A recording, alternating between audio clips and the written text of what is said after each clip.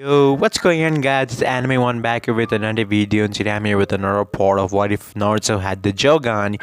Hence, I haven't uploaded this series for a while, but I was also changing the script for this series because I wanted to complete the series and make it as good as possible. So yeah, because of that, I really didn't upload this series since I was changing the whole script. But the story still goes on the same from where the last part I left off, where Naruto and Nagato left the Hidden Rain village to expand the Katsuki. So yeah, that's pretty much it, and we're gonna be starting this off with a 1 year time skip. So yeah, let's start the video. So if you guys like the content in the channel, please subscribe to the channel, and while you're at it, also like this video. So let's begin. An 8-year-old Ada was sitting in her classroom of the academy, just looking down. She was not feeling good. Well, not the best. Her mother had just passed away a few days ago. Apparently, she had somehow betrayed the village, and she was killed by someone. She didn't know who her mother was killed by, and she simply couldn't believe that her mother would actually betray the Uzumaki. But she remembered the smiling face of her mother. She was so kind and always told her to be loyal to the Uzumaki, and yet she herself. She shook her head. Her father was dead, her mother was dead. She had no one anymore. She was thinking all these depressing thoughts when someone tapped her in the shoulder. Hey. She looked up to see a blond boy with whisker marks. I'm Naruto Uzumaki. You're Ada Uzumaki, correct? Naruto said, in his usual monotone, emotionless voice. Ada nodded. Yes, I am, she said. Naruto smiled softly at her, which warmed her heart. Well, it's nice to meet you. So, why are you so depressed about? If you don't mind telling me, I would like to hear you out, since I don't have anything better to do. Naruto sat beside her. All the students were looking at both of them.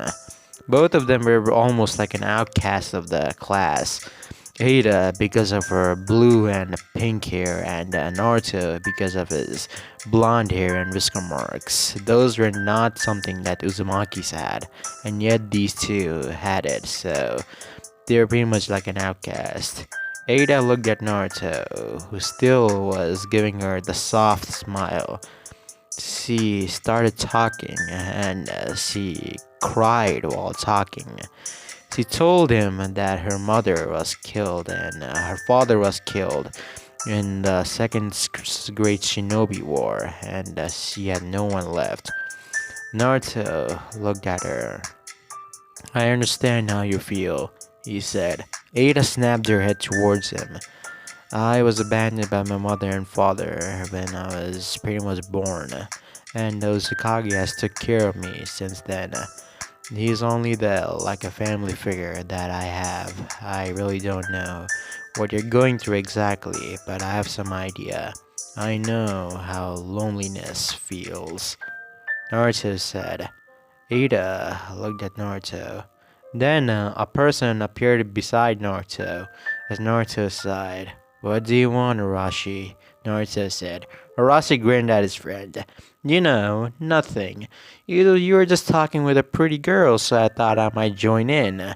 Hello there. You're Ada, right? My name is Arashi Uzumaki. I'm Naruto's best friend. Nice to meet you, Arashi said, extending his hand. Ada looked at his hand, then looked at Naruto, who sighed. Go do it, he said. Ada shook Arashi's hand as Arashi grinned at her. Great, now this makes us all three friends. Let's all three of us be a group from now on, Arashi said. Naruto looked at Arashi with a deadpan look. Seriously, a group? Naruto said. Arashi's head dropped. You know, you don't have to be so mean. Orochi said, as he started crying anime tears. Naruto sighed. Well, whatever. He said as he got up. Naruto, where are you going? Ada said. Naruto looked at her. Well, training, I guess. The academy is pretty boring, he said, as he started walking out. Arashi sighed. You know, I'm smarter than him, but his physical and his prodigy level of doing things as of ninja are just on a ungodly level. I mean, who masters tree walking and water walking exercise at the age of 8? I mean, who does that? Orochi said. Ada widened her eyes, and then she looked at Naruto, who just left the class. The boy was a prodigy. Well, Orochi was the smartest in the class, he had no doubt about that. He had excellent grades, the best in all of the history of the Uzumaki. The boy was a genius, but he wasn't a prodigy. His body wasn't so good, and he didn't have great ninja skills. But he was good at sealing and stuff, so that made up for it. Time skip. A couple of weeks later, Naruto was just sitting in a branch as Ada was beside him. What do you want to do, Naruto? In the future, I mean, she said. Naruto looked at her. Well, if I want to do something, I want to survive and ensure that the survival of our clan is the most top priority in my life. I will do anything to protect my people, even if it means killing myself in the process and destroying the world if that's what it needs to come to. Naruto said. Ada looked at him. He was serious about this. You really love our clan, don't you? She said with a soft smile. Naruto nodded. I'm loyal to only those Makis. No one else. No one else will ever have my loyalty. It's as simple as that. And no matter what, I'll protect our people, even if it costs me my life. Naruto repeated his sentence. Ada looked at him. What do you want to do, Ada? Naruto asked. Ada looked at Naruto.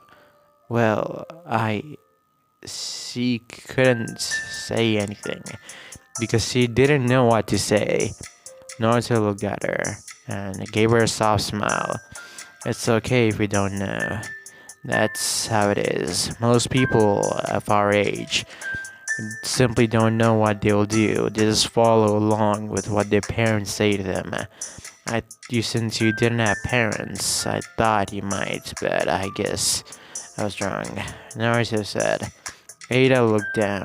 Naruto saw that she was starting to feel depressed since he said all those things. As I said, it's completely normal. It doesn't make you weird or anything. I was just raised different, that's all. You're raised in a normal environment with your mother, and I was all alone. All I have is this clan, Ada, and I will protect it no matter what, he said. Ada looked at Naruto.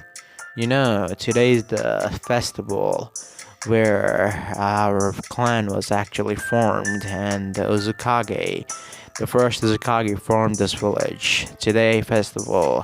Would you like to come with me and Arashi to the festival? Naruto said. Ada smiled and as her face brightened up. Yes, I would love to, she said. Naruto smiled at her. Very well then. Come at the location of the center of the village, and at exactly when the third bell rings. If you don't come there, me and Arashi will go without you. He said. I just jumped down and waved at her. See ya, he said, as he vanished. Ada just looked at Naruto's, or the figure that was before there, as he smiled. She was going to spend time with him, and that was more than enough that she could ask for. Ada was running. Well, she was actually pretty late. The first bell had already rang, and she was running towards the center of the village. whereas he was supposed to meet Naruto and Arashi. As he was running, a man grabbed her hand and pulled her away. Hey, everyone, the man said. Would you like to see how a girl of her age confesses everything deep within her heart? This is hypnosis, the man said. He had a cloak and his face was covered with a mask. And you could see he had some patches of red hair, and his eyes were also red. Then he looked at the girl. Well then, shall we begin, miss? He said. Ada started panicking. Let me go, I have my friends waiting for me, she said. Well, that's something we have to do fast then. We'll complete this magic trick fast as possible. It's not good to keep your friends waiting, is it? The magician said. As he took Ada to the stage, all the people started clapping. Well, all I'll do is hypnosis. You don't need to worry about anything, the man said. As Ada looked at the man, what was he exactly up to? Someone help! I don't want to take part in this, Ada said. But no one did. Everyone was ignoring her and the magician. What is it, little girl? Don't you want to do this as quick as possible? Let's do this, the magician said as he looked at her. What was he up to? The second bell rung. How unfortunate. You can't possibly make it in time there. Now, can you? Your friends will leave you behind, like in the future, he said. Ada looked at him. Hey, mister, do you know Naruto? Who are you? She asked. Well, the man let go of her wrist. I'm nobody, but I can be anybody if I wish to. It's as simple as that, little girl. But I know all there is to about hypnosis, he said as he opened up his gattle. You're a lost girl. You become lost in the world of your own violation. In the world that exists only because of your inability to accept Naruto's death. However, in this world and any other, Naruto's death is inevitable. No one can escape it because Naruto is marked by the specter of death, he said. Ada's eyes widened when she heard all those words. All your efforts to protect him will certainly fail to be in vain. And if you doubt my words, you can confirm the truth with your own eyes in a couple of years. Don't mark my word, little girl. But only after you complete the tasks. You have to become stronger and then return to the world that you want to and be able to protect the people that you love, he said. As the third bell rung. Why are you trying to stop me? All I want to do is be with Naruto. That's all I want. Why? The man spoke. This is simply the reality of the world. It's cruel, but there is also kindness. If that's how the world is, Ada said. I can. And with that, she looked at the barrier that was around, the red barrier that surrounded the Uzumaki village, Uzu, and there was a small crack in it. She didn't know what, but after a few seconds, the crack disappeared, and the barrier was just like how it was before. A woman in the crowd screamed as the masked man was lying there, dead. A kunai plunged in his heart as they all looked at her. Ada looked at her hands that was covered in blood. Did she do this? Hypnosis, the man said, as he pulled the kunai right out of his chest. It's a rather interesting concept, different than Genjutsu. But, however, you said as you stood up like nothing ever happened, as he looked at Ada. Well, as you all saw, ladies and gentlemen, did you enjoy the show?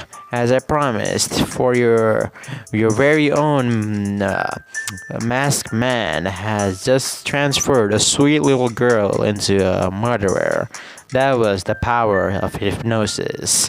And this kunai, on the other hand, he said, as he grabbed the kunai and the kunai started bending, is perfectly retractable. It's perfectly harmless.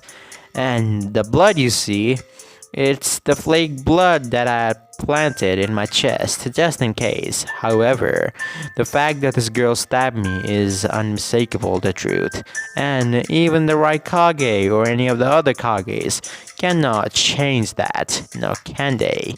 Well, I certainly hope that everyone had fun. This concludes the performance of the extraordinary hypnosist, the masked man. He said, and the masked man saw Ada running away. Since it was time, he glanced at her and narrowed his eyes. You'll soon see, girl. The words that I told you are nothing but the truth, he said. Ada reached the location where she was supposed to meet Naruto and Arashi. They both were waiting for her. You're late, Naruto said. He was rather irritated. Arashi simply smiled at Ada. No, don't bother with him, Ada. Well, he's a little grumpy, but let's go, let's have fun, he said. As they all started walking, Ada just looked at Naruto as he remembered the man's word. Naruto cannot escape death. His death is gonna be an honored one, only for the people that he loves, but for others, he'll be a monster. Naruto cannot escape death, little girl, and you have to accept that fact sooner or later. No matter what you do to protect him, Naruto will die, he said, as he just looked at him. In the present time, as the flashback ended, Ada looked at Naruto, who was just standing there like nothing.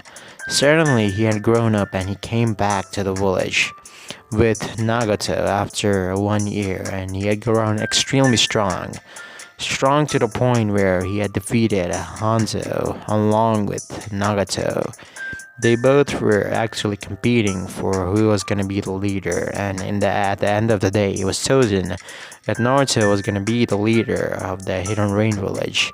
And somehow Naruto had convinced the Snow Princess, Koyuki, to be the daimyo to fund his village. And also he had managed to capture a few of the surrounding villages that was around the Hidden Rain. Hidden Rain was almost as big as any other major villages was right now. And it only had been a year. The Third Great Ninja War was at its climax, and Konoha was winning. And the most durable factor in that war was, of course, Minato Namikaze.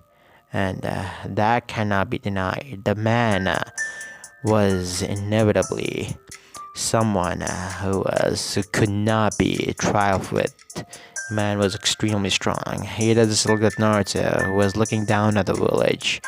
I know Naruto will retake all of our lands and wipe out all of our enemies. Then he'll see what the world truly is. But even then, I don't think it will be possible to stop him, and I don't have to. No, nobody will have the power to stop Naruto. And but that's okay. No matter what Naruto does, where he goes, I want to be by his side.